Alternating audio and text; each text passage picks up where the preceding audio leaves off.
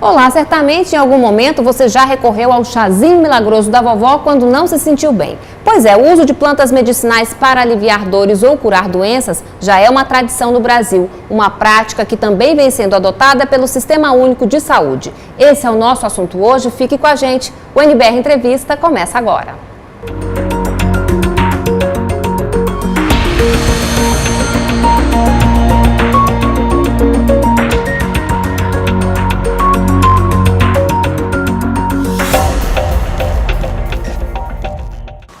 Nosso convidado é Jean Kleber Matos, ele é professor do curso de Agronomia da Universidade de Brasília. Olá, professor, muito obrigada pela sua presença. Eu que agradeço pela oportunidade. Bem, antes da nossa conversa, nós vamos conhecer a história da Dona Hermina, lá de Pelotas, no Rio Grande do Sul, que há mais de 20 anos trabalha com plantas medicinais. A reportagem é do programa Terra Sul da Embrapa. Devagar e com o auxílio de uma bengala, Dona Hermina caminha com cuidado entre as plantas que lhe dão orgulho. São estas ervas que ela transforma em essências, chás e pomadas capazes de curar. A história dela com as plantas medicinais começou cedo. Na família, a avó e mãe já costumavam usar as ervas.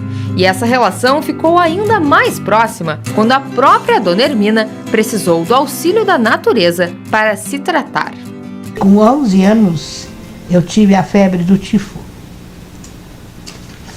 Então, ali, com 11 anos, era no fim da Guerra Mundial. A medicina tinha 5 qualidades de medicamento. O mais tudo era com plantas.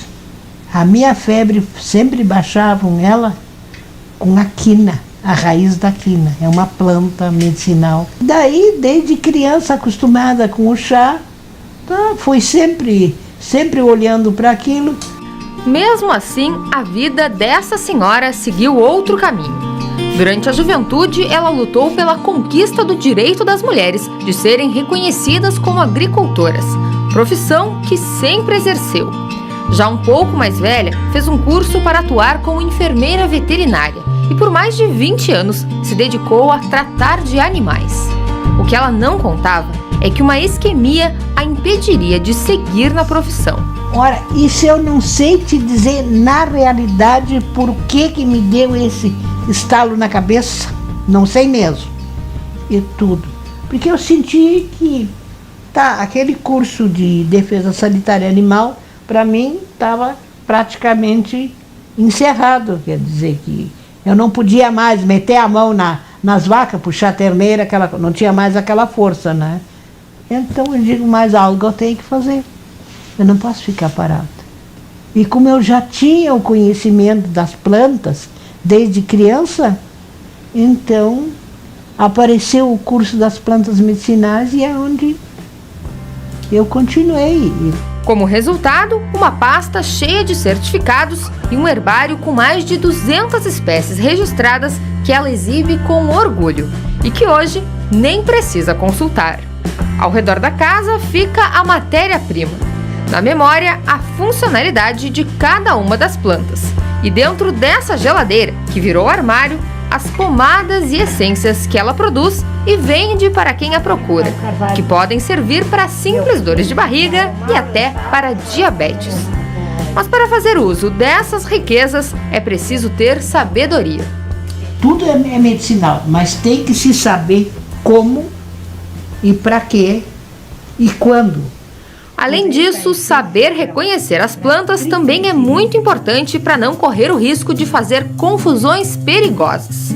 A espinheira santa, por exemplo, usada no combate de úlceras, é muito confundida com esta outra planta, o chincho, altamente tóxica.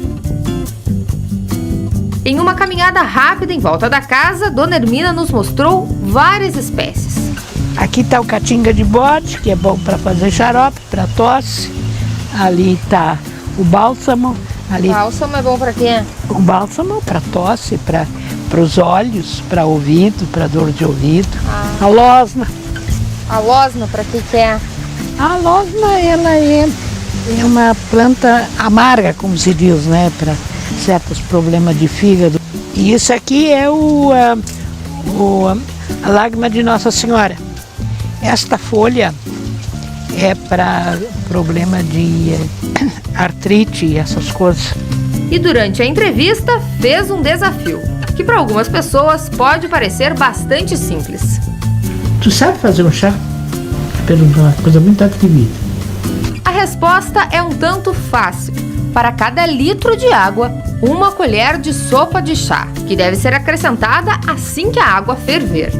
Mas na sequência vem uma dica de quem tem anos de experiência. A planta já largou o que tinha que largar.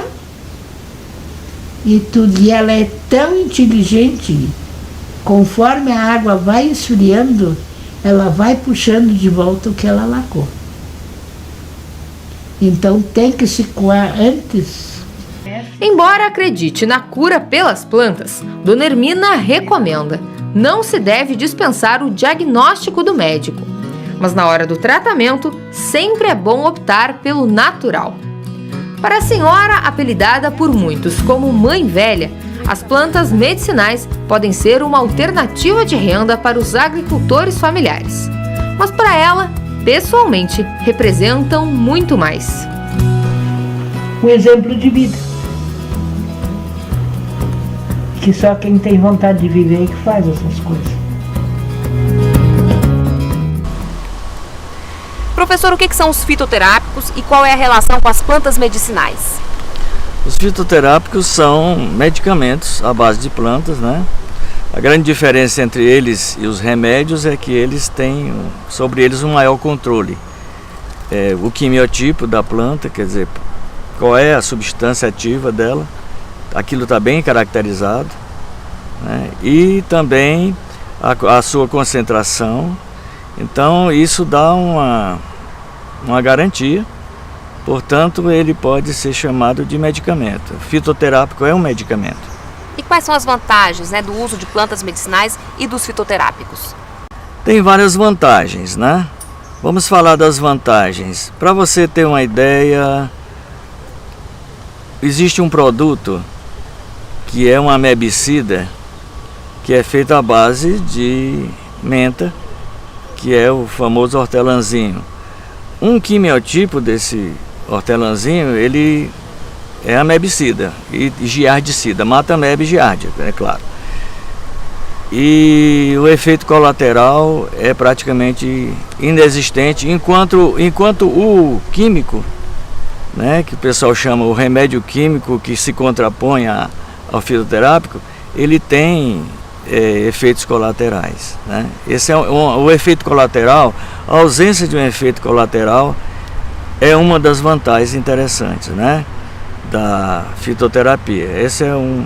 Bom, o outro, a outra vantagem que se tem quando se usa fitoterápicos é o preço, né? O preço é relativamente baixo e também, dependendo da planta, facilidade de encontrar, né? Esses são alguns exemplos das vantagens do fitoterápico, né? Agora, de alguma forma, o uso excessivo pode trazer prejuízos para a nossa saúde? Tem vários, digamos assim, cuidados que se tem que tomar, né? A identificação correta da planta é fundamental, né? Porque existem plantas muito parecidas e dentro de uma mesma espécie da planta existem variedades e quimiotipos. Então a pessoa, dependendo do que a pessoa tem, dependendo do que ela quer tratar, existe o quimiotipo adequado. Por exemplo, a cidreira de folha. A cidreira de folha nós descobrimos aqui 5 quimiotipos. Um serve para cólica, outro serve para acalmar, né? E o outro serve para perfume, e o outro serve para dor. Então, o que a pessoa está sentindo? É dor? Então é o quimiotipo linalol, né? Está sentindo o que? Cólica, é o quimiotipo miceno. Então, isso é importante você determinar o quimiotipo. E a pesquisa, as universidades fazem isso. E selecionam e etiquetam as plantas que têm aquele quimiotipo, de modo que a produção é direcionada, né, para aquela qualidade, né? Esse é um dos aspectos. Tem que haver uma identificação perfeita. A outra é a dosagem, né? A dosagem. Normalmente, quando se fala em dosagem, do ponto de vista assim, prático, essas plantas que normalmente são aprovadas para se tomar, são vendidas em mercados e tal, né? Chás e tudo mais. O que você consegue esconder na mão é a dose para você. Se for uma criança, não é a sua mão, é a mãozinha dela, porque é proporcional ao peso vivo dela. E não mais que 2 vezes ao dia, máximo 3 chávenas, né? Doses do remédio. Além disso, pode haver, por exemplo, o hortelãzinho que se usa para ameba, né? E giardia, não pode exagerar porque ele causa queda de pressão. Então são exemplos, né, que a pesquisa tem mostrado que há que ter preocupação com a dose. Então, identificação correta, a dose, né, são fundamentais, né, são fundamentais. E outro detalhe, ficar atento para os testes de toxicidade, né? Algumas plantas produzem uma toxicidade crônica. A toxicidade assim aguda você percebe, você toma e passa mal, mas a crônica você não percebe.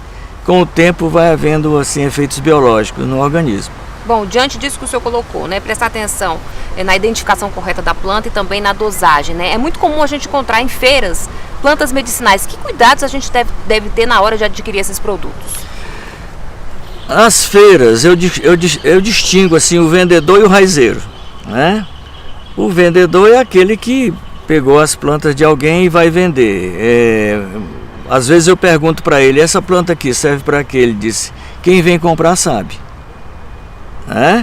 O raizeiro não, é aquele cara já idoso, aquele cara que tem o conhecimento ancestral. Então eles conversam com você e dão uma aula sobre aquelas plantas, porque ele tem um conhecimento acumulado. Então, quanto a isso, o raizeiro, eu confio muito no raizeiro, né? Agora, o que tem que se prestar atenção é digamos assim, o armazenamento dessas plantas, né? Se elas estão em bom estado de conservação, se tem algum bolor, né? Porque é um ambiente aberto, às vezes o pessoal vai para casa, guarda essas ervas em algum armazém, ninguém sabe as condições sanitárias, né?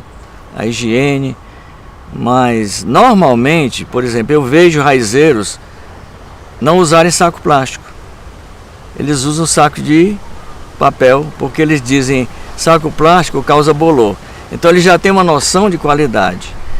Então não é comprar planta em feira, não é algo assim tão inseguro, não. Você tem que conhecer, né, os agentes, aqueles raizeiros, aquelas pessoas que têm conhecimento não só do efeito das plantas, mas de como conservar. Bom, as plantas medicinais são importantes, mas como a própria dona Hermina disse, não dá para dispensar a opinião do médico, né? Principalmente para o diagnóstico. Às vezes você sente assim, por exemplo, é muito comum, eu tenho um amigo médico que ele diz assim, brasileiro adora sofrer do fígado, né? Toda dorzinha aqui do lado ele diz, eu vou tomar um remédio para o fígado, tá doendo. Às vezes não é, às vezes é gás, às vezes é alguma coisa. E então o diagnóstico é importante, né? Usar o produto direcionado para aquela patologia. Tá certo, então daqui a pouco a gente continua a nossa conversa. Vamos agora a uma rápida pausa. Até já!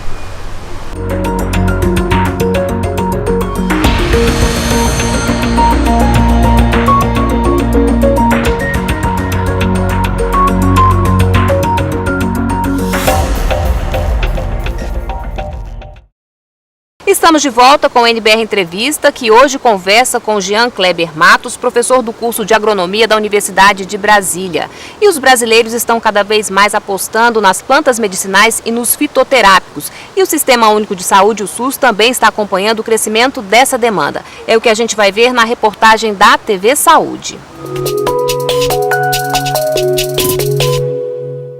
A Política Nacional de Plantas Medicinais e Fitoterápicos do Ministério da Saúde completa 10 anos em 2016. Um dos exemplos de sucesso está em Horizonte, no Ceará, onde o laboratório da cidade funciona há 12 anos a partir de uma parceria entre o município, o estado e a Universidade Federal.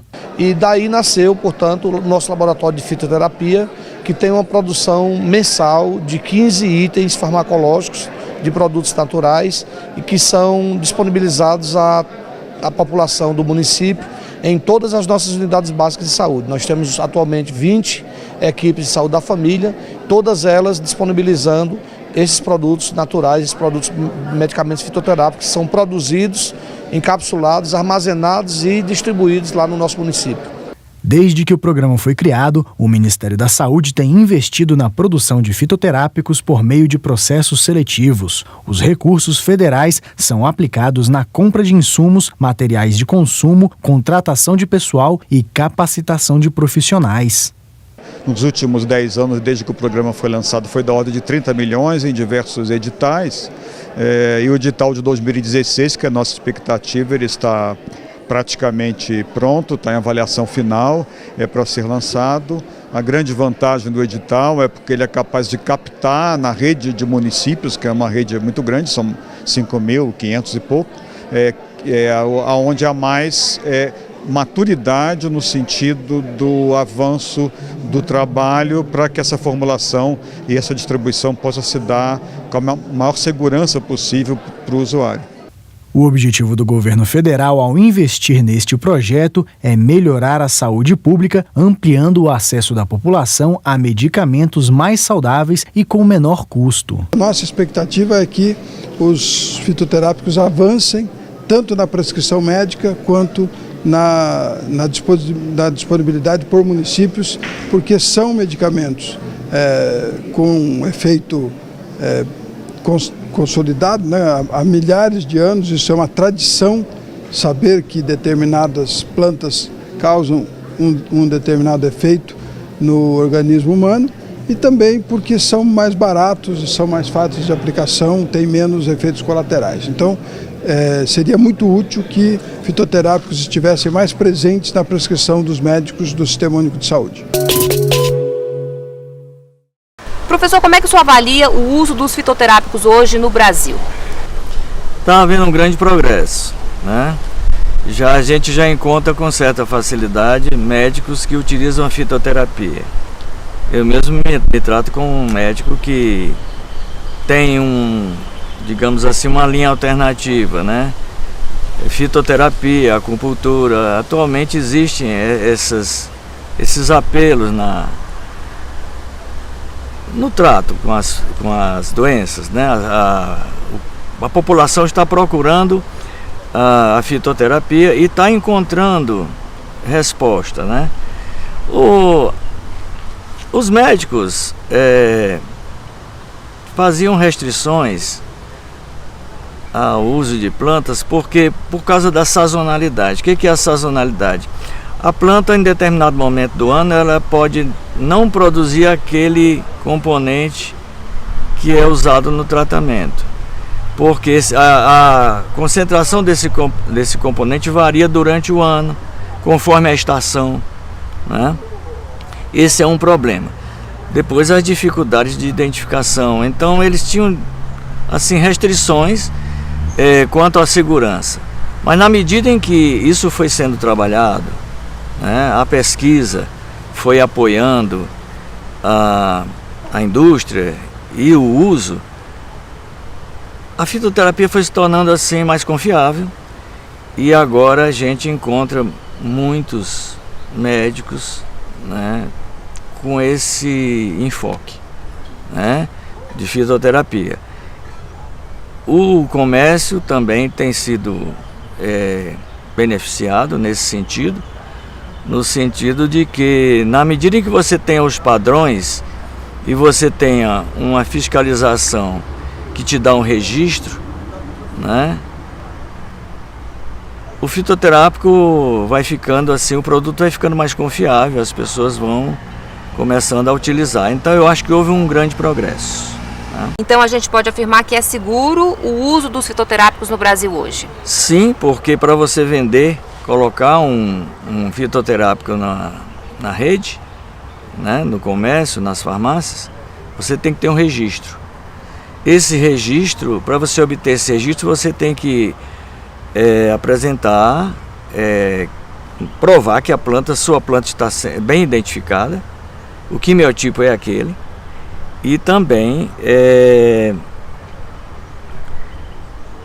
que existe uma literatura de apoio para o uso daquela planta. Há uma dificuldade quando você tenta introduzir uma planta nova. Por exemplo, às vezes aqui a gente descobre que uma determinada planta do cerrado tem digamos assim, uma propriedade medicinal especial. Não dá para obter o registro facilmente. Precisa de mais anos de pesquisa que comprovem a eficácia e a baixa toxicidade. Então, para a proteção do consumidor. Então, leva-se algum tempo para se obter a literatura e as provas suficientes para se registrar um produto. Tudo isso para tornar a fitoterapia mais confiável.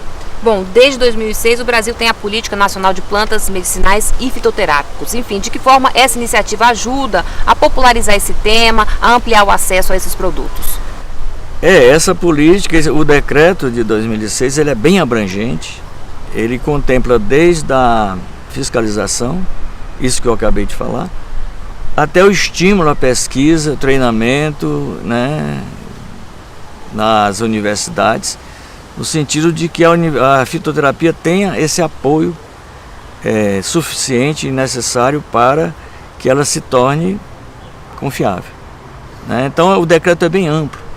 Ele contempla até mesmo comunidades nativas, né, que recebam um retorno, porque, veja bem, uma comunidade nativa, por exemplo, né, uma aldeia indígena, que está ali naquele lugar décadas e décadas e décadas, os pajés já selecionaram todas aquelas plantas e já tem noção de dosagem, uso, efeitos colaterais, o que seja. Aí chega o pesquisador, né, se apropria daquela planta e daquele conhecimento e transforma isso às vezes num produto altamente rentável. Então o decreto prevê até mesmo o retorno de uma compensação a essa comunidade nativa pela contribuição dada à fitoterapia. O decreto é bem amplo, né? Contempla práticas agrícolas seguras. Por exemplo, não se pode usar os mesmos produtos que se usa na agricultura convencional na produção de plantas medicinais. Agrotóxicos não é permitido, né? Alguns adubos. E o apelo é que a produção de plantas medicinais tem um enfoque orgânico, né? Isso é algo que até isso o decreto contempla. Então é um decreto muito bom, bem amplo, e contribuiu muito através do estímulo e das normatizações, né, para o progresso da fitoterapia. Professor, como é que é a aceitação das plantas medicinais e dos fitoterápicos em outros países? É bem interessante. França, Alemanha, por exemplo, né, tem já bastante, digamos assim, já tem bastante tradição nessa área, né? E lá a quantidade de produtos e de usuários é bem maior que aqui, né? Proporcionalmente, né, a população do país. França, Alemanha, especialmente. A China nem se fala, né? A China, num hospital da China, você chega lá, tem as gabinetes dos médicos, né? Tem o gabinete do que corresponderia a uma raizeira. Um colega nosso que esteve lá perguntou assim, mas ela tem o mesmo status do médico? A resposta que ele teve foi o seguinte: ela tem o conhecimento ancestral, secular, que as faculdades não conseguem possibilitar. Então ela tem status de médico também. Ali existe o conhecimento ancestral acumulado que tem serventia naquele hospital. Professor, ao se investir no uso de plantas medicinais, enfim, o que se ganha a longo prazo? Ganha-se bastante do ponto de vista de que as pessoas vão se conscientizando de que os recursos para o tratamento de saúde são muito maiores do que normalmente se acreditava, né? Estou sentindo alguma coisa, eu vou ali, tomo um comprimido, né? Compro algo. Alguns produtos assim de uso bastante corriqueiro, os médicos atualmente estão alertando e até mesmo desaconselhando, olha, não use tal coisa, porque esse aqui foi descoberto que com o tempo tem problemas, causa problemas hepáticos, né? Esse outro tem até mesmo um fitoterápico, dependendo da fisiologia da pessoa, cada um pode ter um efeito diferente. Então o que se observa é que, por exemplo, hoje em dia, eu pessoalmente, né, se tiver um problema assim de gases, eu uso o erva doce, né? Porque ele é eficaz e tem em todo supermercado e é barato, né? Agora, evidentemente que periodicamente eu faço uma consulta ao médico para ver a origem de todos os problemas que estão ocorrendo. O diagnóstico é fundamental, mas o conhecimento das propriedades das plantas é fundamental. Por exemplo, litíase, que é cálculo renal. Ultimamente surgiu assim, muita notícia, a planta já existia, mas surgiram muitas notícias sobre a garcínia, que é uma planta que tem propriedades anti-litíase. Vou procurar a garcínia e tomar? Não. Eu chego com a receita médica. O médico passou garcínia. Tá certo então, professor. Muito obrigada por essa aula, pela sua participação na NBR Entrevista e até uma próxima oportunidade. Muito obrigado. Bem, outras informações então a respeito desse assunto é só entrar no site do Ministério da Saúde. E para rever o nosso programa, entre no nosso canal no YouTube. Obrigada pela companhia e continue com a gente na NBR, a TV do Governo Federal.